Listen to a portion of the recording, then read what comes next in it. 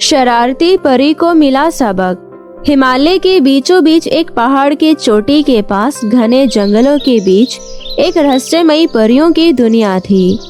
मनुष्य के लिए वहां पहुंचना असंभव था। पहाड़ी के ठीक नीचे वनवासी भाइयों का एक गांव था, जिनमें सन्यासी और तपस्वी भी रहते थे।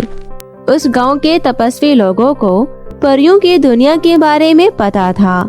जो सिद्ध महात्मा थे, वे समय समय पर परियों के महल भी जाते थे। परियों की रानी उन महात्माओं को अपने राज दरबार में पूरे मान सम्मान के साथ उचित स्थान पर बैठाती थी। परियों के महल के ठीक नीचे वाले पहाड़ से एक बहुत ही सुंदर और शीतल जल का झरना नीचे की तरफ बहता था। परियां इसी झरने के जल का उपयोग करती थी। परियों का महल बहुत ही भव्य और सुंदर था। उस महल के अंदर एक अलग ही दुनिया बसी थी। साथ ही समुद्र के बराबर कई समुद्र मौजूद थे। साथ ही इस महल में बड़े परी से लेकर छोटी परी भी रहती थी। परियों के रानी की एक बेटी थी, जिसका नाम शीतल परी था। लेकिन अपने नाम के विपरीत वो बहुत शरारती थी। शीतलता वाला कोई गुण उसके अंदर नहीं था। वो हमेशा अपने शरारत से महल में कोई न कोई मुसीबत उत्पन्न करती ही रहती थी। एक बार उसने अपनी शरारत से महल के अंदर की दुनिया में अपने विशेष शक्तियों का उपयोग करके सभी परियों को तितली बना दिया था और दिन भर उनके पीछे पीछे दौड़ती रही और उनको परेशान करती रही। महारानी के डांटने पर उसने अपना जादू वापस लिया और सभी तितलियों को वापस परी बना दिया। महारानी के लाड प्यार ने शीतल परी को और बिगड़ैल बना दिया था। यदि महारानी परी शुरू से ही अपने बच्चे को प्रेम के साथ साथ कठिन अनुशासन का पाठ पढ़ाया होता तो आज ये दिन नहीं आता। शीतल परी को अपने जादू के साथ ही अपने राजकुमारी होने का भी बहुत घमंड हो गया था। अपने जादुई शक्ति साथ ही अपने पद का दुरुपयोग कर वो अक्सर अन्य परियों को परेशान करती रहती थी। महारानी की पुत्री होने की वजह से उसे कोई उलझता भी नहीं था। एक दिन तो उसने हद ही कर दिया। महल को छोड़कर वो नीचे के गांव में चली आई और रूप बदलकर छोटे छोटे बच्चों के साथ खेलने लगी। खेल खेल में उसने अपने जादू से सभी बच्चों को खेलने का खिलौना बनाकर अपने साथ महल में लेकर चली आई और कठपुतली की तरह उनके साथ खेलने लगी। शरारती परी उन्हें कभी पटकती तो कभी उनके टांगे खींचती, जिससे उन बच्चों को बहुत दर्द होता था। लेकिन जादू की वजह से उनकी आवाज भी नहीं निकल रही थी। शीतल परी खुश होते हुए बोली, वाह, आज तो मजा ही आ गया इन बच्चों के खिलौने के साथ खेलकर। मैंने आज तक ऐसे खिलौनों के साथ नहीं खेला है। इधर नीचे गांव में कई बच्चों के गायब होने की वजह से पूरे गांव में रोने बिलखने की आवाजें आने लगी। सभी अपने अपने बच्चों को खोजने लगे। कोई जंगलों में खोजता, कोई झरने के आसपास खोजता, तो कोई पहाड़ों के गुफाओं में खोजने लगा। पूरा गांव बच्चों को लेकर बहुत चिंतित हो गया। अंत में सब खोजते खोजते थक गए और गांव के सबसे सिद्ध बाबा के पास रोते रोते पहुँचे।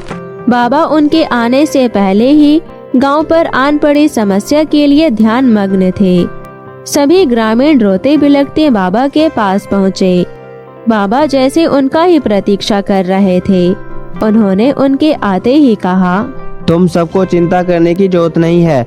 हम सभी को चोटी में स्थित महल में जाना होगा। सभी ग्रामीण आश्चर्यचकित थे कि चोटी इतनी बड़ी है, साथ में इतनी कठिन चढ़ाई है। आज तक कोई चढ़ नहीं पाया है, तो हम कैसे चढ़ेंगे? तभी वहाँ स्थित एक आदमी ने कहा, साधु बाबा, वह चोटी कितनी ऊंची है, हम उस पर कैसे चढ़ेंगे?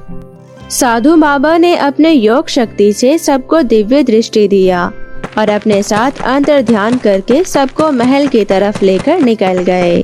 रास्ते में ग्रामीणों ने देखा कि जो झरना ऊपर वाले चोटी से गिरती थी, उसके ऊपर एक महल है, जिसको दिव्य दृष्टि प्राप्त होने के बाद दिखाई देने लगा था। साधु बाबा नियम के उल्लंघन से आहत थे, इसलिए बहुत दुखी थे।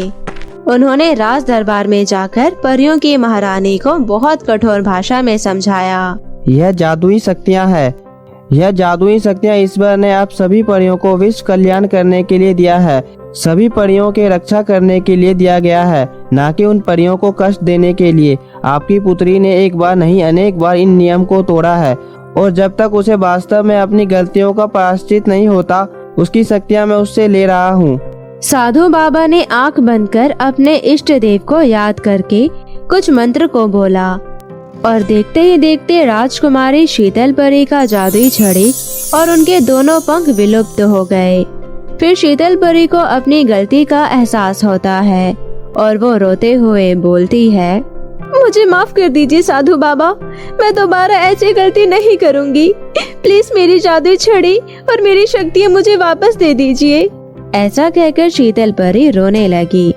शीतल परी को यूं रोता हुआ देखकर साधु बाबा को उस पर दया आ गई और उन्होंने कहा, ठीक है, मैं तुम्हारी छड़ी और तुम्हारी शक्तियाँ तुम्हें वापस करूँगा, लेकिन तुम वादा करो कि तुम दोबारा अपनी शक्ति का दुरुपयोग नहीं करोगी। अगर तुम ऐसा वादा करती हो तभी मैं तुम्हें तुम्हारी शक्तियाँ वापस करूँगा।